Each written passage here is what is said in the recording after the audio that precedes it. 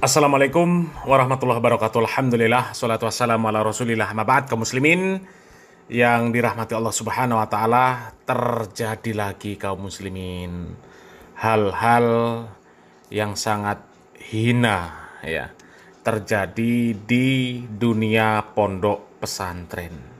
Dan lagi-lagi terjadi di pondok pesantren milik orang-orang yang mengaku paling ahlu sunnah wal jamaah, mengaku bahwa ajaran yang ada di ormasnya itu 100% sunnah Rasul, mengaku bahwa ormasnya sudah menjadi agama. Ya, kalau nggak masuk ormasnya masuk neraka. Mengaku bahwa setiap urusan keagamaan yang ada di Indonesia ini harus dipegang oleh orang-orang yang ada di ormasnya. Kalau sampai dipegang orang-orang yang di luar ormasnya, maka pasti salah semua. Lagi-lagi terjadi hal memalukan kaum muslimin.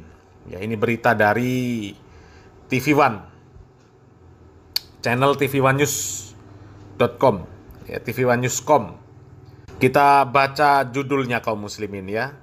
Cabe uli santri putra kiai pengasuh pesantren di Ngawi dipolisikan.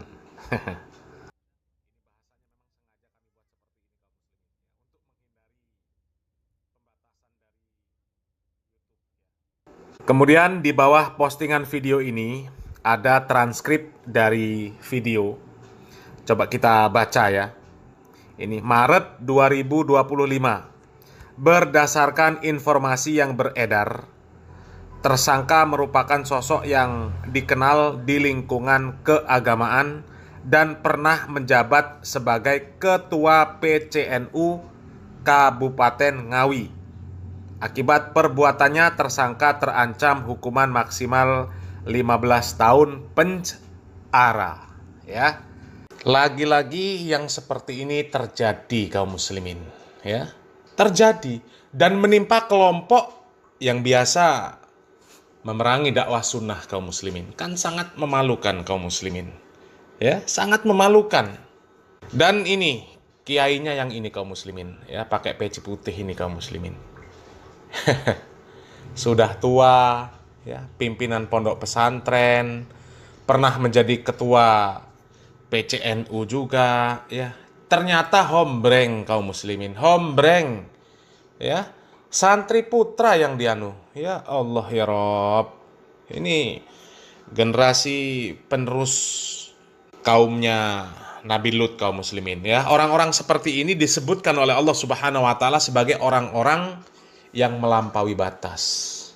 Ya, Allah Subhanahu wa taala sudah menciptakan berpasang-pasangan. Ya, laki-laki berpasangan dengan perempuan. Ya. Ya, Allah Subhanahu wa taala sudah menyatakan bahwa di dunia ini diciptakan berpasang-pasangan. Di dalam surat Az-Zariyat Allah Subhanahu wa taala mengatakan wa min kulli syai'in khalaqna zaujaini la'allakum tadzakkarun. Dan segala sesuatu kami ciptakan berpasang-pasangan supaya kamu mengingat kebesaran Allah Subhanahu wa taala. Ada malam, ada siang, ada panas, ada dingin, ada laki-laki, ada perempuan, ada kutub utara, ada kutub selatan. Lah ini sudah diciptakan pasang-pasangan tapi malah milih sama. Milih yang sama. Ini kan ya Allah. Ini jelas mengundang murka Allah Subhanahu wa taala ya. Apa pengen Indonesia ini dijadikan seperti Thailand kemarin kaum muslimin, diguncang gempa. Ya.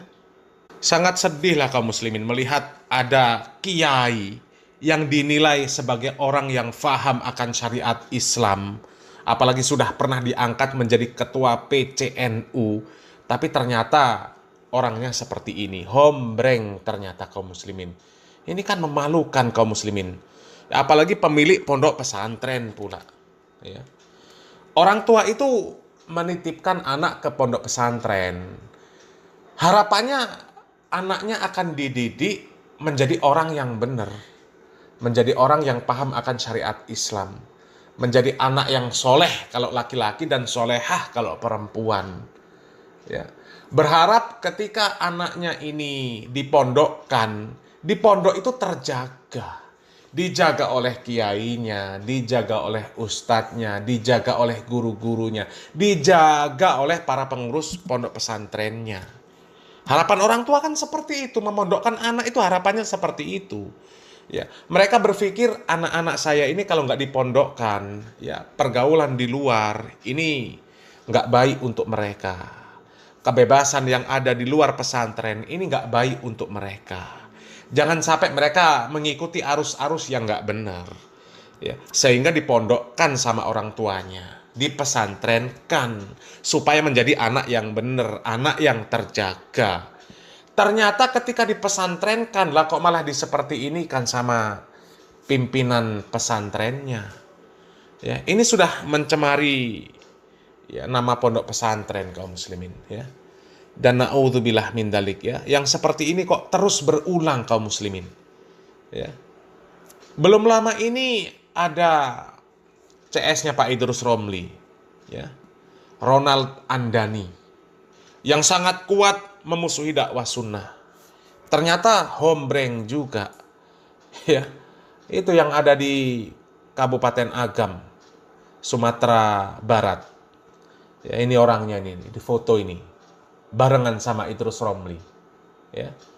Ini pembenci dakwah sunnah kaum muslimin. Sangat benci, nggak seneng dengan dakwah sunnah. Bahkan mengatakan orang-orang dakwah sunnah ini hatinya kotor.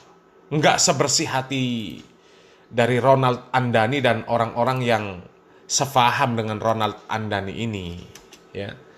Coba ya, kita baca postingan Ronald Andani. Ya, ini. Saya tidak marah melihat orang jenggotan, juga tidak sesak nafas melihat orang gamisan. Namun yang sedikit membuat bingung, kenapa ya ada orang yang ngaku pengikut salaf, tapi mulut dan kolbunya banyak daki dan kotoran. Ini. Ya. Dia tahu bahwa di dalam kolbu orang-orang yang menegakkan sunnah itu banyak daki dan kotoran. Ya. Tahu dia. Nggak tahu. Ya, tahu dari mana ini nggak tahu. Mungkin orang-orang sufi bisa mendapatkan bisikan-bisikan dari apalah. Ya, orang sufi kan biasanya seperti itu. Ya, suka mendapatkan bisikan-bisikan bisikan kolbu. Ya, dan silakan baca seterusnya kaum muslimin. Ya, coba. Dia bisa menyebutkan bahwa orang-orang yang berusaha mendakwahkan sunnah, ya, orang-orang yang mengaku sebagai pengikut para salafus soleh, katanya banyak daki dan kotoran. Ya, kalau memang orang yang mengikut manhaj salaf itu di dalam hatinya, di dalam kolbunya banyak daki dan kotoran, tentu sudah berbuah perbuatan, sudah berbuah kelakuan. Ya. Karena iman, takwa itu buahnya perbuatan, buahnya amaliyah. Ya. Kalau hatinya rusak, kolbunya rusak, penuh kotoran, maka sudah barang tentu perbuatan mereka juga nggak baik, nggak akan bersih, nggak akan mulia. Ya karena dasarnya perbuatan itu keluar dari kolbu, dari hati, ya. Tapi justru orang-orang yang mengklaim paling ahlu sunnah wal jamaah, ormasnya sudah menjadi agama, apalagi? Urusan agama itu harus dipegang oleh orang-orang mereka.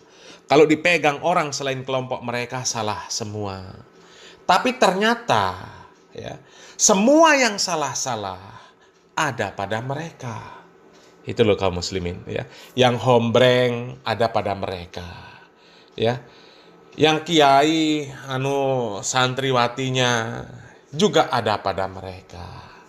Hah? Dan itu beritanya banyak kaum muslimin, ya, sehingga kadang-kadang susah mau menyebutkan itu oknum karena terlalu banyak. Kalau dikumpulkan mungkin bisa satu kecamatan, ya, saking banyaknya kaum muslimin.